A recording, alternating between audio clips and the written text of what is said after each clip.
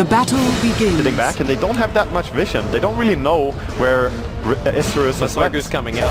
They're so deep. He doesn't know though. Oh, they go now on. there's a snowball. They come up for the Enchantress, and they're going to just rip into her. There's your lead seed, and your Kola Masoku is dead. And this is what we talk about. If you well, so you can see if there's any movement by these supports. More snowball, we're going in again on top. This time it's going to be on the Wraith King, and they get the call off this time with spins. A lot of damage coming the way of the Slayer Benjaz. He's in a little bit of trouble, but he's able to get himself more distance with Smash, TPing himself in. They're going to try and turn this one around, Revenge, and there's just not enough spins coming out from the Axe. Wow. To dish out. Can waste time. Like, you get a level 7 Darks here, 4 points Iron Shell. You can just keep on spamming the double Iron Shells down this wave with his Soul Ring. Yep. And never have to come in close. He still gets his, okay, now he ended up coming in close, and he might be punished for this one. They body block him to start with. There's the Snowball, not the greatest stuns of all, and now with the Ember Spirit. TP going to be cancelled off, and they leave Tree to basically die here. To the Night Stalker, Benjaz did actually arrive, but then Massive was behind the Tier 1 tower. Revenge take 2 kills, and they take that Tier 1 tower. Again, another one of those points where they need to pause, but it ensures the kill. But now it kind of restricts them to push the Tier. Hellfire Blast, they focus on this Ember Spirit, and they will bring him down. Meanwhile, a little bit further over towards the Tier 1 tower, Storm Spirit has to use his last half of his mana pool to get out of here, but they're going to put the Void on the Axe. Slow Axe down and keep that Blink Dagger still on cooldown with the Silence too. There's no spins, and the Hellfire Blast will take his life here. So the Hank available, and now the Sigil as well. Oh, that's going to cause some real problems. They hide inside the Snowball, and then jump down to go into the Smash. Shadow Shaman still got these Mass Overwalls, but the Tree ulti holding 3 euros back. Axe is almost dead. Now the Mass Overwalls finally go down. Mr. Mass clusterfuck in the middle with the shocks hitting. His Ember Spirit the kills. He was just destroying with that Flame Guard, and now Tree Protector locked in position for now, trying to run himself. Will end up coming for that bonus damage, or will he know the Meg Charge kicks in just in time by Mihawk. And Storm Spirit jumps up away before not a single death, in, man. And the Searing Chains. Look at Rasta. They're in time. Look at Rasta, he's killing a Storm. Solo kill. What the? Yeah. There's no man to He's get out. He's gonna die as well, though. Storm gets the kill before the death. He surprised him with a blink. Over on the Soju, but Mystico, perfect time for the shackles. GDX is controlled. They need to bring him down. They got him. The ankle will pop off here, and that's the only thing Revenge has lost, and they've taken melee racks, they've taken range racks, and they get a buyback by Storm Spirit. He jumps. He dies! Silence straight away! Oh man, that's not what you want to have happen. Not a single kill yet, they keep going. Oh, no, he couldn't! Mystico changed the axe down, and he couldn't get himself a dunk off, which means there was no big buffer. Look at the crits, back in by Mihawk. Finally, okay. they bring down the Wraith King though.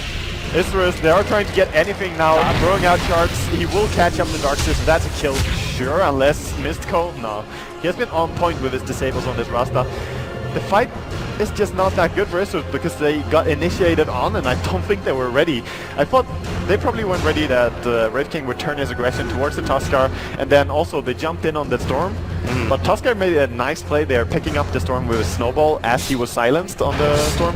But in the end, racks go down and they lost Storm twice, and the fight was this brutal, man. You're seeing what we're seeing. Well, that's great grammar at the start of our broadcast.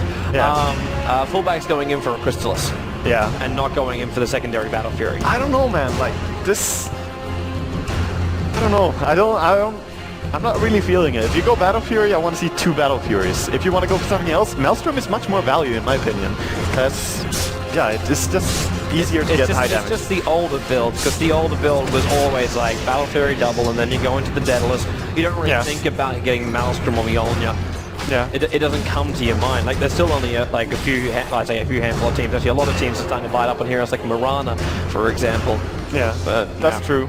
And Roshan has to respawn now, so Revenge moving into that, and Isurus not really ready to let this go. If they let go of Roshan... Look at the bottom lane, dude. The creep wave is still inside their base. They can't care about that right now. If they give away another Roshan, I don't think they can be defending next time the push comes around. But they're not going in for it. Like, Storm Spirit's the closest one, but Mihawk's watching in. No, they're staying around, man. They have the boosted travels. They're gonna defend this. They have to. Well, Roshan's in half life at the moment, and now in comes the Ice Shots. They trap someone, they trap Benjaz in there, but at the same time, the blink up, the wards it down, Axe jumps in as well, and they're gonna lose instantly the Shadow Shaman, but with the Mass Overwalls down, they've got a better place to fight. The back wall, not the perfect timing of the combo, but they get a follow-up still over towards the Tusker, so Raging gets himself a kill. Same with the Impetus Masoku, he's got all the space in the wall, just keep throwing out this pure damage towards Isurus. And now they've got another Stormy Ember Spirit with him getting silenced up too. Storm Spirit, the only man left alive, and he has got to look for a snatch right now. It is the only way he can basically repair the situation. He snatched it the last time, man. He has to do it again, and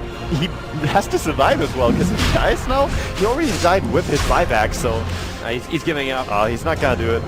He needs to get back anyway. These tier 4 towers are coming under attack. Yeah. I mean, you shouldn't be able to do it, especially as they're throwing out vacuums and scouting and everything. Like, they're not losing this Aegis this time.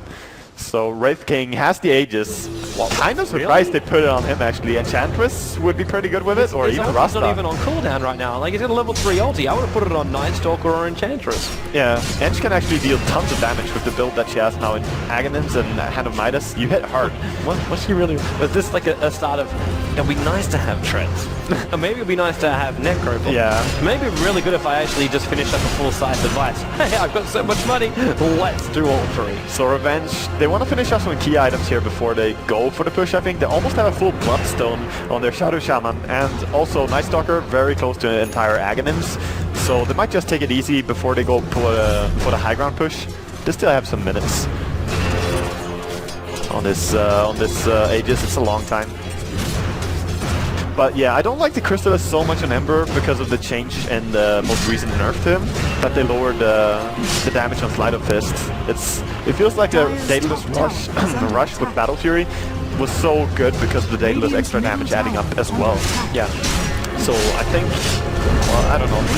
It is a high ground push anyway. Massive was down, they used fortification to try and keep him out.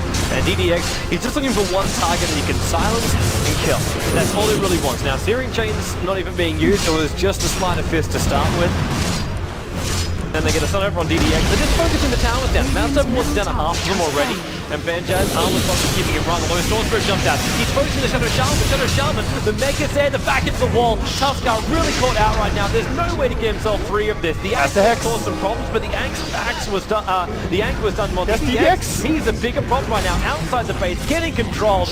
And Ember goes down as well inside the base to Wraith King as well as the Night Stalker, getting that kill and trying even to chase after a Treant here. But that's mid lane, man. That's just going down. That's game. That's what this really is. Like, this is mid lane, that's bottom lane. It's Arax and Isurus. Well, they'll make Bruno cry, but they will lose their first game up against Revenge. They still put up a really decent effort. I like the fact they came out and they at least said, you know what, Tusker, let's try and use this combo. Let's put a nice aggressive Observer Ward. Initially moved the Night Stalker, done the Enchantress to shut it down, but it felt like Mass Serpent Wards arrived and all pressure was removed from Isurus. The biggest part to me in this game was that Isurus, they played aggressively and they tried to do a good job like running around with the Tusker as well as the Treant